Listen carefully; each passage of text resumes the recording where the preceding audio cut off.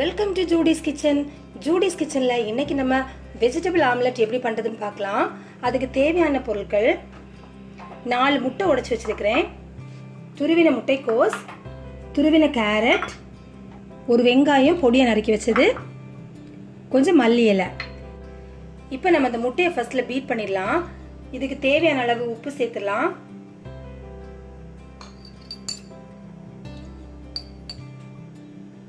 Pepper தூள், கொஞ்சமா மஞ்சத்தூள் போட்டுக்கோங்க. இதுல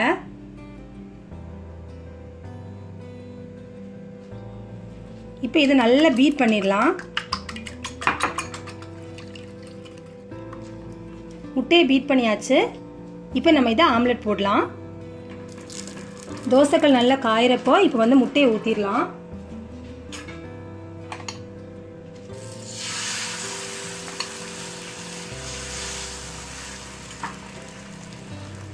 இப்போ நம்ம இது மேலே வச்சிருக்கிற ஆனியன் கொஞ்சம் போட்டுக்கலாம். துருவின கேரட்,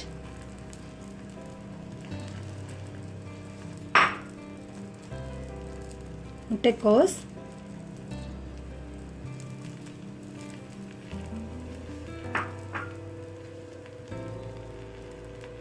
மல்லி இலை. இந்த காய்கறிகள் போட்டதுக்கு அப்புறமா மெதுவாக இந்த மாதிரி ப்ரெஸ் பண்ணி விட்டுருங்க.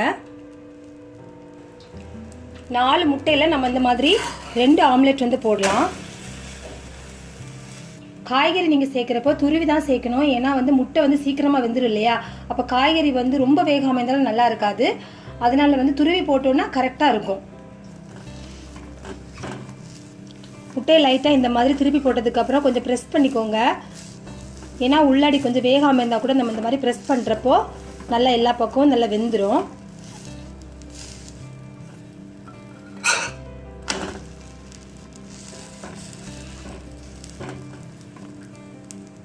இப்போ ரெடி ஆயாச்சு, எடுத்துடலாம். இப்போ நம்மளோட சூப்பரான வெஜிடபிள் ஆம்லெட் நம்ம ரெடி பண்ணியாச்சு. கண்டிப்பாக அந்த ரெசிபி எல்லாருமே ட்ரை பண்ணி பாருங்கள். சின்ன பிள்ளைங்களுக்கு கூட வந்து வெஜிடபிள் சாப்பிட்லனாலும் இந்த மாதிரி வெஜிடபிள்ஸ் எல்லாம் துருவி போட்டு கொடுக்குறப்போ கண்டிப்பாக அவங்களுக்கு தெரியாது, அவங்க சாப்பிட்ருவாங்க. ரொம்ப நல்லாயிருக்கும். அதே நேரம் வந்து மார்னிங்கில் ஒரு ஹெவியான ஒரு பிரேக்ஃபாஸ்ட்டை கூட நீங்கள் எடுத்துக்கலாம். கண்டிப்பாக எல்லாருமே இந்த ரெசிபியை ட்ரை பண்ணி பாருங்கள். ட்ரை பண்ணி பார்த்ததுக்கப்புறம் கமெண்ட்ஸ் எனக்கு போஸ்ட் பண்ணுங்கள். இந்த வீடியோ பிடிச்சிருந்தா லைக் பண்ணுங்கள், உங்கள் ஃப்ரெண்ட்ஸுக்கும் ஷேர் பண்ணுங்கள். தேங்க்யூ.